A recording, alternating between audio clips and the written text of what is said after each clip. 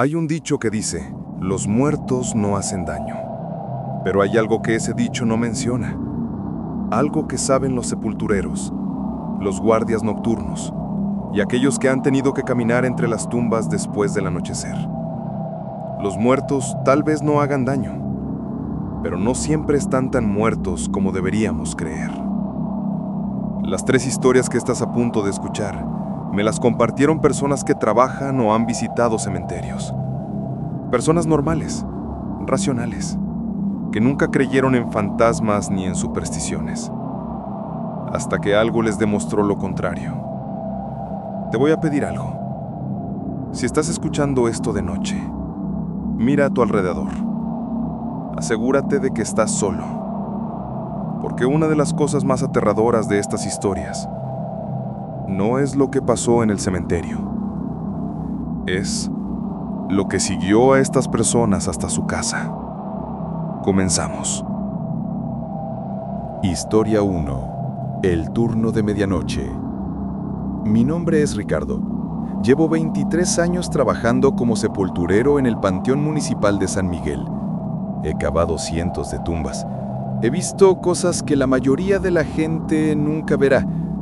He aprendido a no hacerles caso a los rumores, a las historias de viejas, a las supersticiones. O al menos, eso pensaba antes de aquella noche de marzo. Trabajo el turno de mantenimiento nocturno los martes y jueves, de 11 de la noche a 6 de la mañana. La mayoría de la gente se pregunta por qué alguien necesita trabajar en un cementerio de noche. La respuesta es simple: riego, mantenimiento de caminos, reparaciones menores. Trabajos que no podemos hacer cuando hay visitantes. Es un trabajo tranquilo. Solitario, sí, pero tranquilo. Los muertos son mejores compañeros que muchos vivos que he conocido. No se quejan, no te molestan, solo descansan. Esa noche de marzo había llovido durante el día. El suelo estaba blando, el aire húmedo, con ese olor característico a tierra mojada y flores marchitas. Llegué a las 11 en punto, como siempre, y comencé mi ronda habitual. El cementerio tiene 12 hectáreas. Está dividido en secciones. La vieja, donde las tumbas tienen más de 100 años, y la nueva, donde enterramos ahora. Mi trabajo esa noche era revisar las bombas de agua en la sección vieja. Habían estado fallando. Caminé por el sendero principal con mi linterna. Las lápidas proyectaban sombras largas bajo la luz de la luna. Conocía cada tumba, cada nombre. Don Esteban Ruiz, 1876-1942. La familia Mendoza, cripta familiar. María de los Ángeles, que murió a los 7 años en 1923. Llegué a la caseta de bombeo cerca de las 11:30. Está en la parte más antigua del cementerio, rodeada de tumbas del siglo XIX, mausoleos de piedra con ángeles tallados, cruces de hierro oxidadas. Es bonito, de día. De noche es diferente. Abrí la caseta y revisé las bombas. Todo parecía en orden. Estaba a punto de irme cuando escuché algo. Pasos. Alguien caminaba entre las tumbas. Apagué mi linterna inmediatamente. Las reglas son claras. El cementerio cierra a las 6 de la tarde. Nadie debería estar aquí excepto yo. A veces entran vándalos, borrachos, chavos buscando emociones. Mi trabajo también incluye sacarlos. Esperé, escuchando. Los pasos continuaban, lentos, arrastrándose, como si quien caminara tuviera dificultad para moverse. «¡El cementerio está cerrado!», grité. «¡Salgan ahora o llamo a la policía!». Los pasos se detuvieron. Silencio total. Ni siquiera los grillos hacían ruido. Encendí mi linterna y alumbré hacia donde había escuchado los pasos. Había un sendero entre 2 filas de tumbas viejas. No había nadie. Empecé a caminar hacia allá, alumbrando a los lados. «¡Ya los vi!», mentí.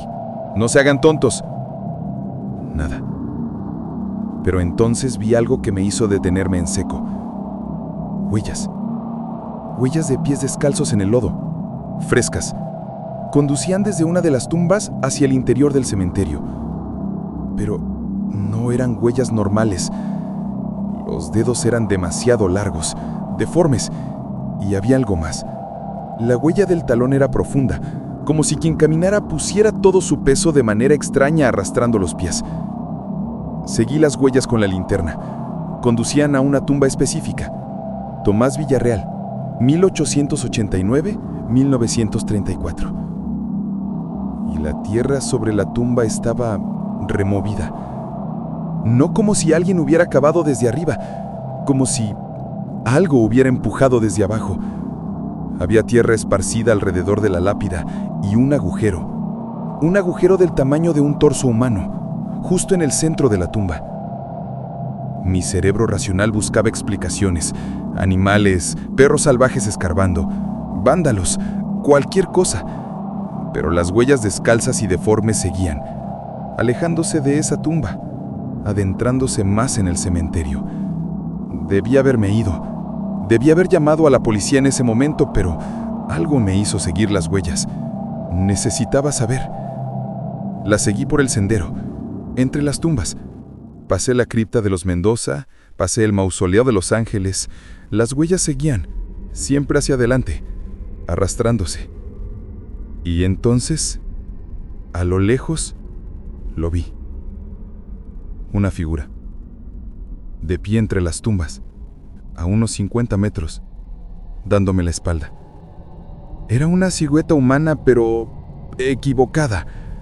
Los hombros caídos de manera natural, la cabeza inclinada en un ángulo que no debería ser posible. Los brazos colgaban demasiado largos. ¡Oye!, grité, aunque mi voz salió más débil de lo que quería. ¡El cementerio está cerrado! La figura no se movió. Solo estaba ahí, inmóvil. Empecé a caminar hacia ella más despacio ahora. Mi linterna iluminaba su espalda. Llevaba algo puesto, ropa vieja. Podía ver tela rasgada, sucia de tierra. Cuando estuve a unos 20 metros, la figura comenzó a moverse. No caminó, se arrastró hacia adelante, alejándose de mí, pero sin voltearse. Se movía como si sus piernas no funcionaran correctamente, arrastrando los pies, con movimientos espasmódicos. ¡Detente!, grité, sintiendo como el miedo comenzaba a reemplazar mi autoridad. Y entonces, la figura se detuvo. Y lentamente, muy lentamente, comenzó a girar la cabeza. No el cuerpo, solo la cabeza. Giró y giró, más de lo humanamente posible, hasta que estuvo mirándome. Aunque su cuerpo seguía dándome la espalda, su cara ahora me miraba. No pude ver los detalles desde esa distancia, pero vi suficiente. La cara era pálida, demasiado pálida, y donde deberían estar los ojos había algo oscuro, huecos. Mi linterna parpadeó, se apagó. La encendí desesperadamente, golpeándola contra mi palma. Cuando volvió a encender, la figura había desaparecido. Corrí. No me avergüenza de admitirlo. Corrí de regreso a la entrada del cementerio como nunca he corrido en mi vida. Detrás de mí, escuchaba los pasos arrastrándose. Más rápido ahora, siguiéndome. No miré atrás, no me atreví. Llegué a la entrada, salté la verja, aunque tenía llave, no iba a perder tiempo buscándola, y corrí hasta mi camioneta. Me encerré adentro, temblando, con el corazón desbocado. Miré hacia el cementerio. Más allá de la verja, entre las sombras de las tumbas, vi la figura. De pie, junto a la entrada, inmóvil, mirándome. Arranqué la camioneta y me fui. Llamé a mi supervisor a las 3 de la mañana y le dije que había una emergencia familiar, que no podía terminar el turno. No volví hasta una semana. Cuando finalmente regresé, con luz de día y acompañado de otros 2 trabajadores, fuimos a revisar la tumba de Tomás Villarreal. El agujero había sido rellenado. La tierra estaba compactada, como si nunca hubiera sido removida. Pero en el registro del cementerio descubrimos algo que me heló la sangre.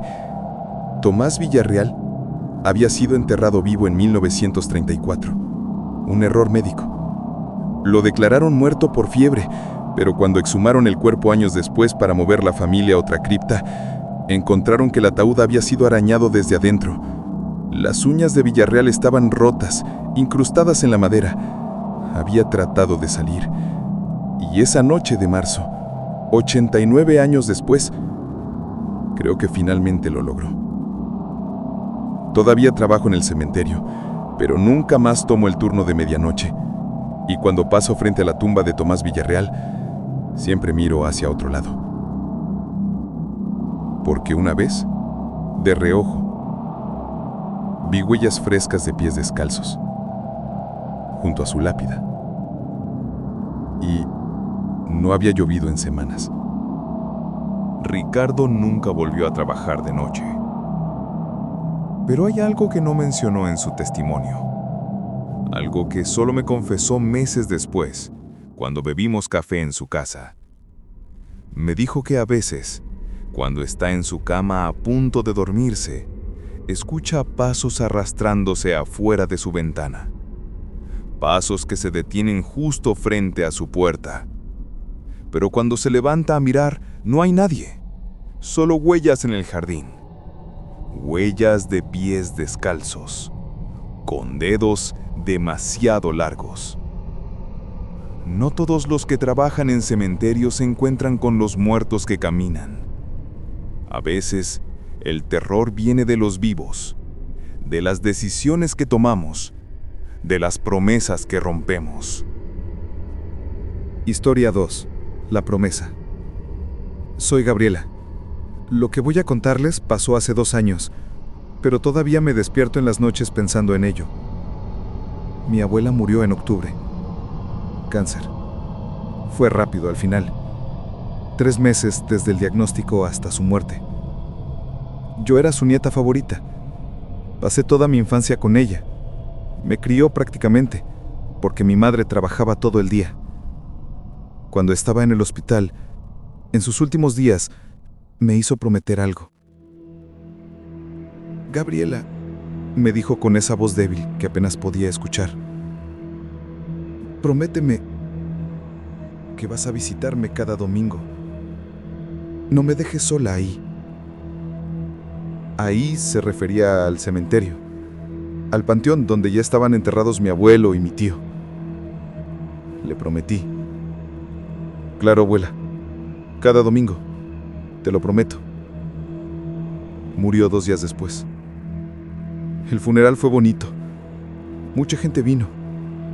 Mi abuela era querida en el barrio. La enterramos en el lote familiar, junto a mi abuelo. Y cumplí mi promesa. Durante las primeras semanas. Iba cada domingo, llevaba flores, limpiaba la lápida. Me sentaba ahí y le platicaba. Le contaba sobre mi semana, sobre mi trabajo, sobre mi novio Andrés. A veces lloraba, a veces solo me quedaba en silencio. Pero después de 2 meses empecé a fallar. Un domingo estaba cansada. Otro domingo tenía planes con Andrés. Luego fueron las fiestas de fin de año. Siempre había una excusa, una razón válida.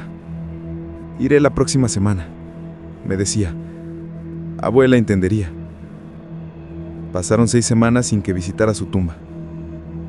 Fue entonces cuando empezaron los sueños. Soñaba que estaba en el cementerio. Era de noche. Yo caminaba entre las tumbas, buscando la de mi abuela, pero no la encontraba.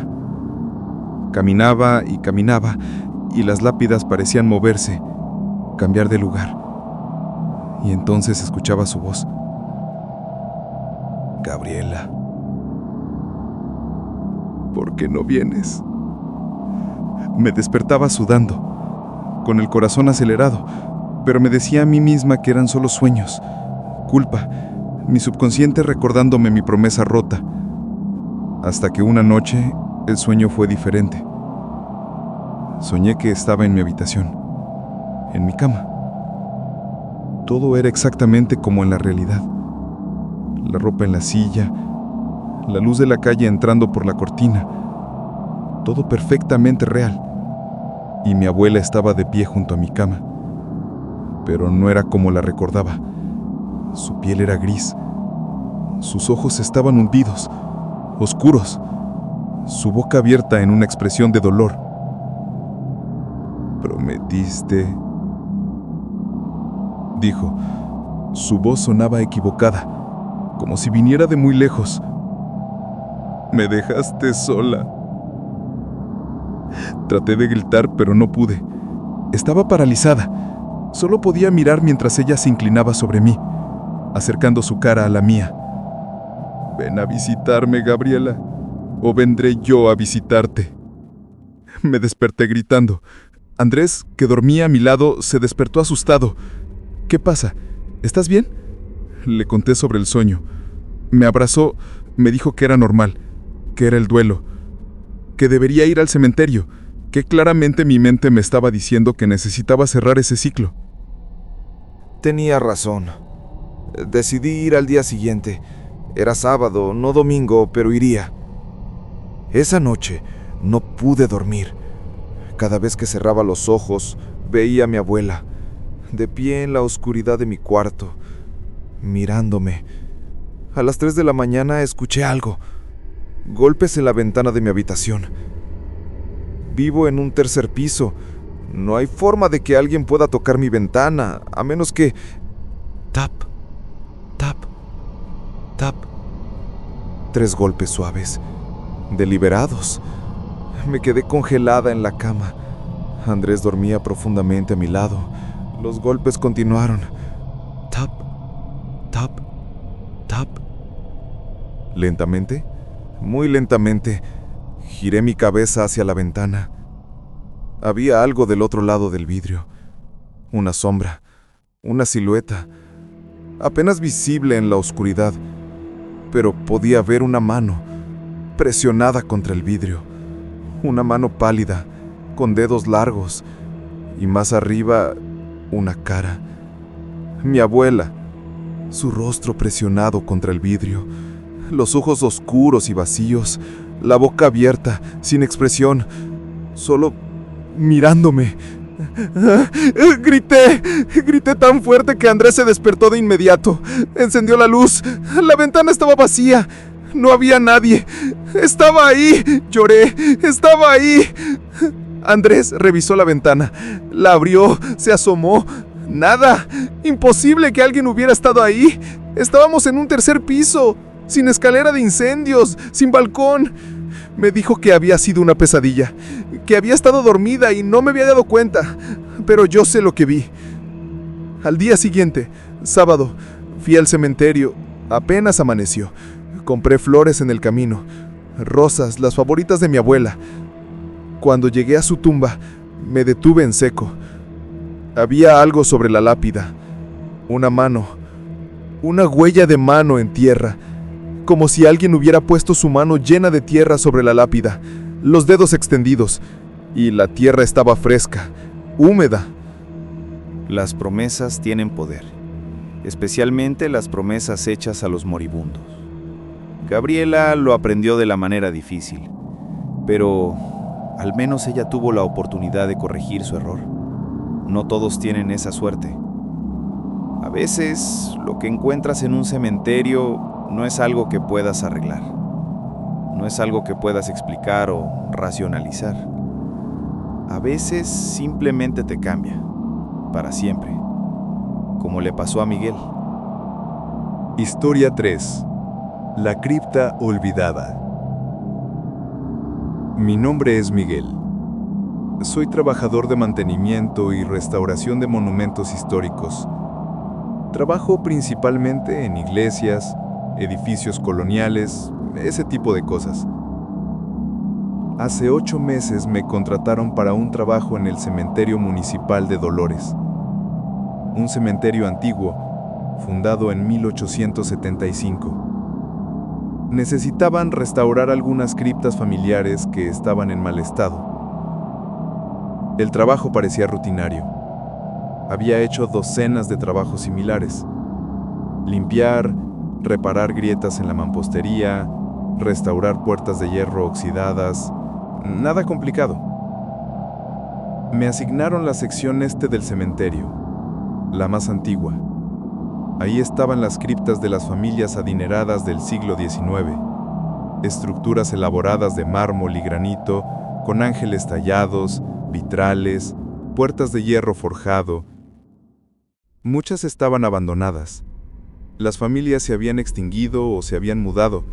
Nadie las visitaba.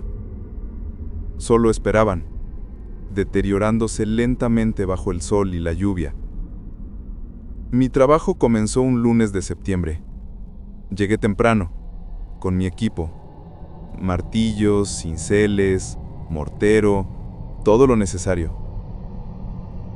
La primera cripta que debía restaurar era la de la familia Solórzano. Una estructura grande, de 2 pisos, con una escalera que bajaba a una cámara subterránea donde estaban los ataúdes. La puerta de hierro estaba completamente oxidada, las bisagras rotas. Tuve que forzarla con una palanca. Cuando finalmente se abrió, salió un aire viciado, húmedo, con olor a moho y putrefacción, normal en estructuras cerradas durante décadas. Encendí mi linterna y bajé las escaleras. La cámara subterránea era más grande de lo esperado. 6 ataúdes dispuestos en nichos en las paredes, todos de madera oscura, deteriorada, algunos con placas de bronce identificando a los muertos. Don Carlos Solórzano, 1823-1889, y así sucesivamente.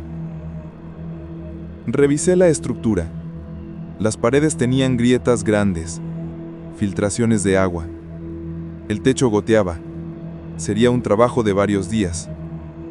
Estaba tomando fotos para el reporte cuando noté algo extraño. En la pared del fondo, detrás del último ataúd, había una puerta. No una puerta normal. Era más pequeña, de metal oxidado, sin manija visible, apenas 1 metro de alto, como una compuerta. Me acerqué. La puerta tenía una inscripción tallada, casi borrada por el tiempo. Aquí yace lo que no debe ser nombrado. Sentí un escalofrío. ¿Qué clase de inscripción era esa? Toqué la puerta. Estaba fría, mucho más fría que el resto de la cripta. Y cuando presioné, cedió ligeramente. No estaba cerrada con llave. Debí haberme detenido ahí. Debí haber subido, reportado la puerta extraña y dejado que alguien más decidiera qué hacer. Pero la curiosidad me ganó. Empujé la puerta. Chirrió, pero se abrió. Detrás había oscuridad total. Un pasaje que descendía aún más, escalones de piedra que se perdían en la negrura. Alumbré con mi linterna.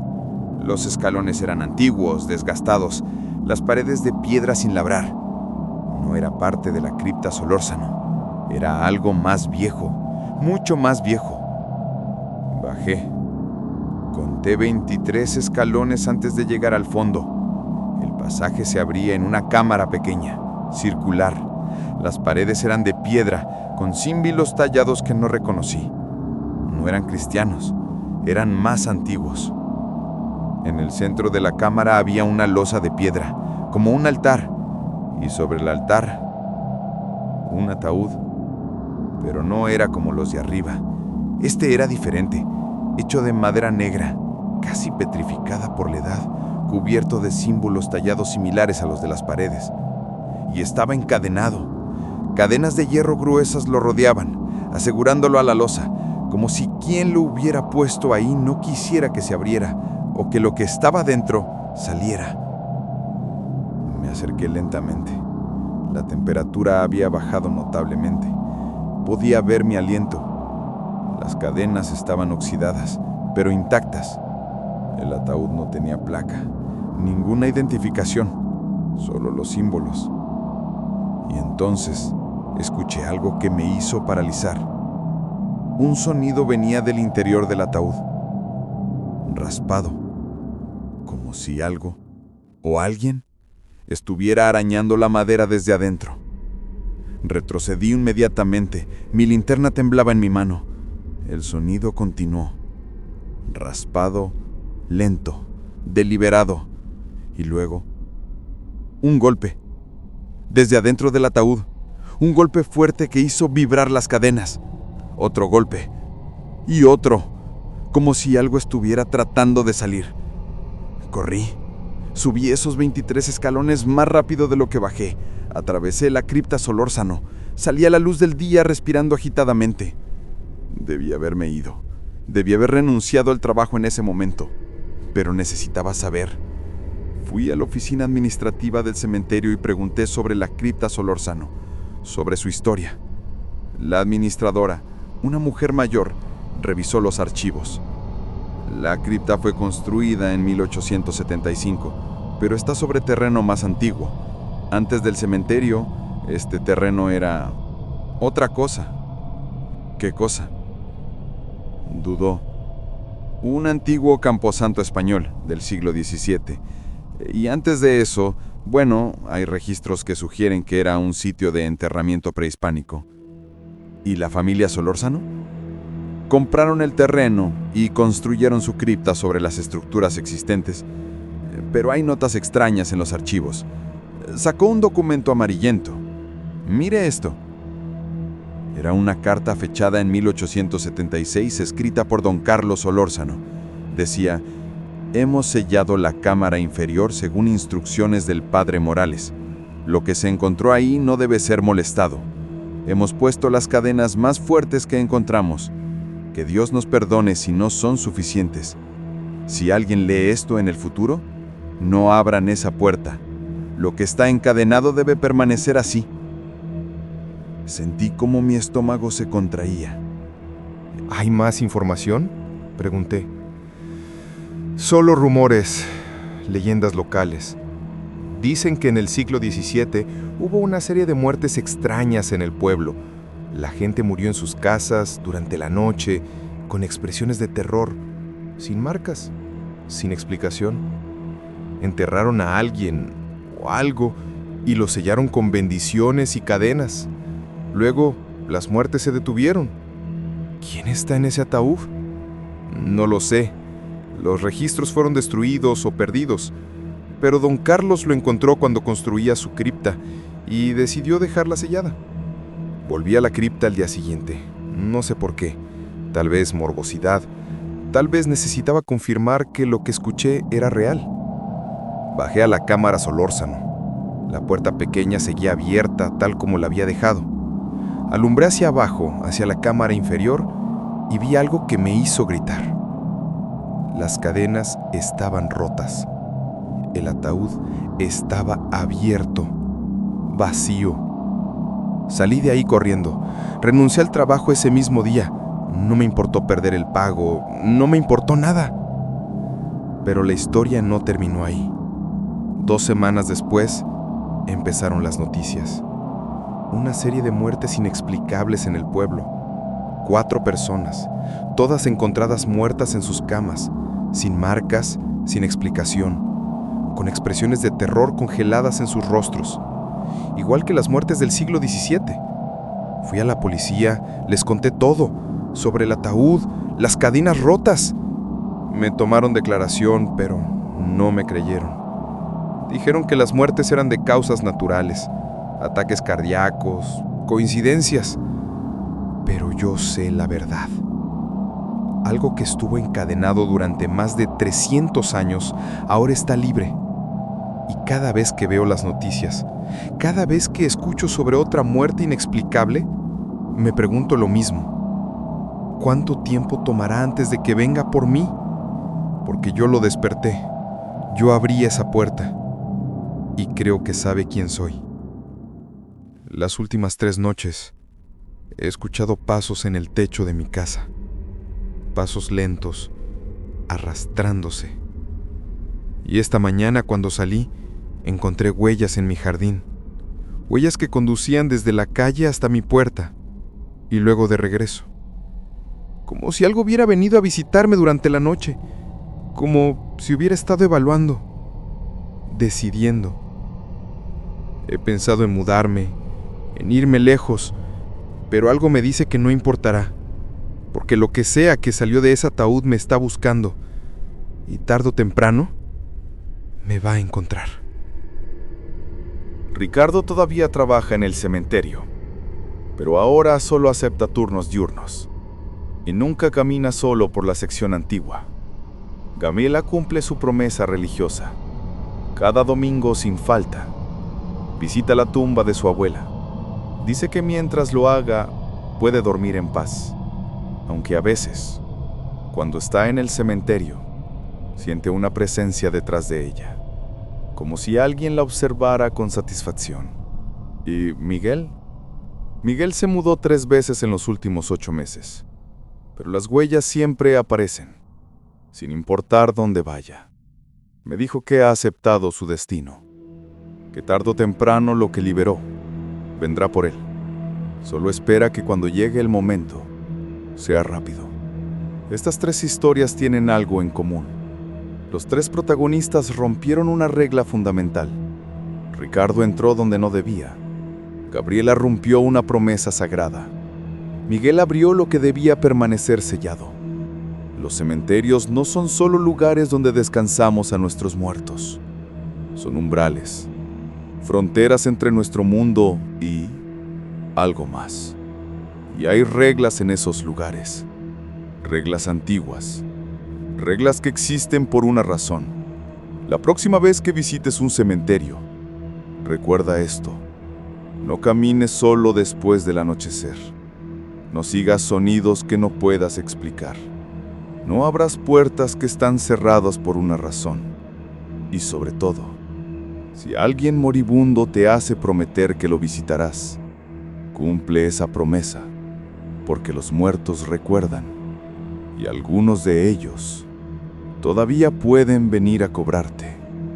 Nos vemos en el próximo video, si es que sigues aquí para entonces.